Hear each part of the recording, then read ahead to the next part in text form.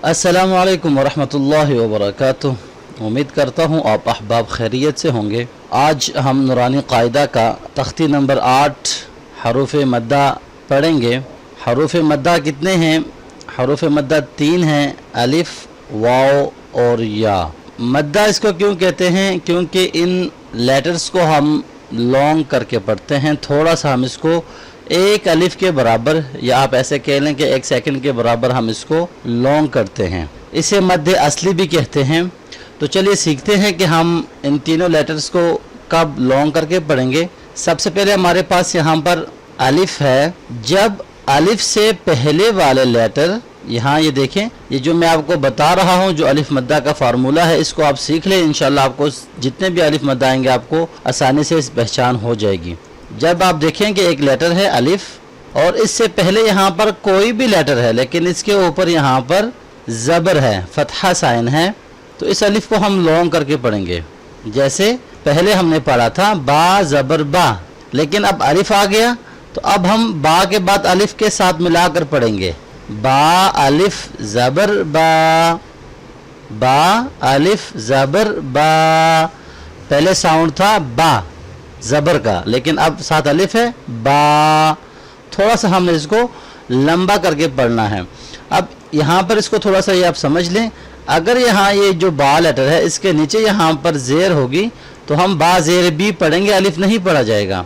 अगर इस ज़बर की जगह यहाँ पर पेश होगी तो हम बा पेश बू पढ़ेंगे, ये अलिफ नहीं पढ़ा जाएगा।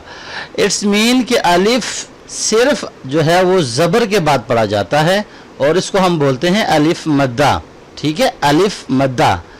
जब अलिफ से पहले वाले लेटर के ऊपर ज़बर आ जाए तो इसे अलिफ मद्दा कहते हैं। इसको थोड़ा सा लॉन्ग करके पढ़ेंगे। आई होप आपको अलिफ मद्दा की समझ आ गई होगी। इसी तरह से नेक्स्ट हमारे पास यहाँ पर है वाव मद्दा। अब अलिफ के बारे में रूल ये था कि अलिफ के ऊपर साइन कोई भी नहीं है। यहाँ पर आप देखें, अगर अलिफ के ऊपर कोई साइन आएगा, मिसाल के तौर पे ये सुकून जो साइन है, जज़म साइन जो है, अगर यहाँ पे आएगा तो ये हमज़ा बन जाएगा। हमें हमज़ा तो नहीं चाहिए मद्दा, हमें अलिफ मद्दा चाहिए, इसलिए अलिफ के पास कोई भी साइन नहीं होगा। लेकिन अलिफ के अलावा जितने भी लेटर्स हैं उसके पास अगर कोई साइन नहीं होता तो हम उनको नहीं पढ़ते, वो साइलेंट हो जाते हैं। तो इसलिए यहाँ पर वाव को पिछले लेटर के साथ ज्वाइन करने के लिए हमें यहाँ पर जज़म की ज़रूरत पड़ेगी। इस साइन को हम कहते हैं जज़म, सुकून। ठीक है, ये पिछले लेटर के साथ मिलाने के लिए होता है। अब जब वाव के ऊपर ये साइन आ जाए, सुकून या जज़म जो भी आप कहना चाहते हैं, तो हम इसे पिछले लेटर को देखेंगे कि इसके पास अगर पेश साइन है तो तब ये वाव मद्दा होगी। अगर इसके नीचे ज़ेर होगी या ज़बर होगी तो नहीं पढ़ा जाएगा। ठीक है, वाव साकिन। वाव साकिन क्यों बोल रहा हूँ?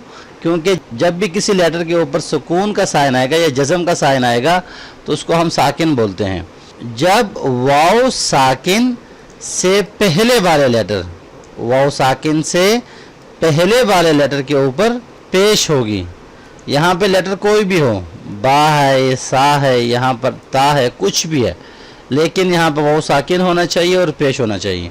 ठीक है, जब वाव साकिन से पहले वाले लेटर के ऊपर पेश आए तो वाव मद्दा होगी। इसको हम लंबा करके पढ़ेंगे।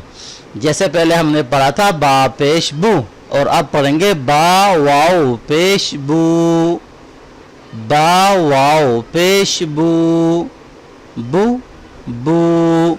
डिफरेंस है ना इसमें। इसी तरह से हम थर्ड जो मद्दा लेटर है वो है या। अब या को भी पिछले लेटर के साथ ज्वाइन करने के लिए, कनेक्ट करने के लिए हमें साइन की ज़रूरत होगी। तो इस साइन का क्या नेम है? जज़म। जब या के ऊपर जज़म साइन आ जाएगा, ठीक है, तो ये क्या बन जाएगा? या साकिन। तो जब या साकिन से पहले वाले लेटर के नीचे ज़ेर आएगी, ठीक है, ज़बर या पेश नहीं, क्योंकि ज़बर यहाँ पे हो गई है, पेश भी हो गई। अब तीसरा साइन कौन सा रह गया है? ज़ेर का। तो जब या साकिन से पहले वाले लेटर के नीचे ज़ेर आएगी तो या मद्दा होगी। ठीक है, या साकिन से पहले ज़ेर होगी। पहले कोई भी लेटर हो, ता हो, हा हो, मीम हो, शीन हो, या कोई भी हरूफ तहज्जी में से कोई भी लेटर हो, लेकिन उसके नीचे ज़ेर होना चाहिए। एक दफ़ा आप फिर से इसको समझ लीजिए। जब अलिफ से पहले वाले लेटर के ऊपर ज़बर आएगी तो अलिफ मद्दा होगा। जब वाव साकिन से पहले वाले लेटर के ऊपर पेश होगी तो वाव मद्दा होगी।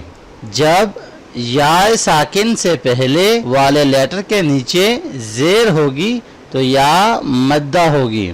ठीक है, अब हम इसको पढ़ते हैं। बा अलिफ ज़बर बा, बा वाव पेश बू, बा या ज़ेर बी, बा बू बी। इसको बहुत ज़्यादा हमने लॉन्ग भी नहीं करना, जैसे बू मद नहीं करना, इसके ऊपर थोड़ा सा हमने इसको लॉन्ग करना है, जैसे ज़बर ज़ेर पेश give short sounds to the letters, लेकिन ये उससे थोड़ा सा हम लॉन्ग करेंगे। ठीक है, ताकि ज़बर ज़ेर और इसमें थोड़ा सा डिफरेंस हो। जैसे हमने लास्ट लेसन के अंदर खड़ी ज़बर खड़ी ज़ेर पढ़ा था तो इनका साउंड सेम है। ठीक है, आई होप आपको समझ आ गई होगी। इसी तरह से हम तमाम जितने भी आगे लेटर्स आएंगे उसको हम अभी मश्क करते हैं। ता अलिफ ज़बर ता, ता वाव पेश तू, ता या ज़ेर ती, ता तू ती। सा अलिफ ज़बर सा, सा वाव पेश सू, सा या ज़ेर सी, सा सू सी। हा अलिफ ज़बर हा, हा वाव पेश हू, हा या ज़ेर ही, हा हू ही। खो अलिफ ज़बर खो, खो वाव पेश खू, खो या ज़ेर खी, खो खू खी। रो अलिफ ज़बर रो, रो वाव पेश रू, रो या ज़ेर री, रो रू री। तो यहाँ पर अल्हम्दुलिल्लाह हमारा पेज नंबर 12 जो है वो कंप्लीट हो गया है। उम्मीद करता हूँ आपको मद्दा लेटर्स की समझ आ गई होगी। कुछ भी चीज़ आपको समझ ना आ रही हो, कुछ भी आप सवाल करना चाहते हैं तो आप कमेंट्स करके पूछ सकते हैं। नेक्स्ट सेम लेसन जो है उसको आगे मश्क करेंगे। तब तक के लिए अपना बहुत सारा ख्याल रखिएगा, मुझे अपनी दुआओं में ज़रूर याद रखिएगा। अल्लाह हाफ़िज़, फ़ी अमानिल्लाह।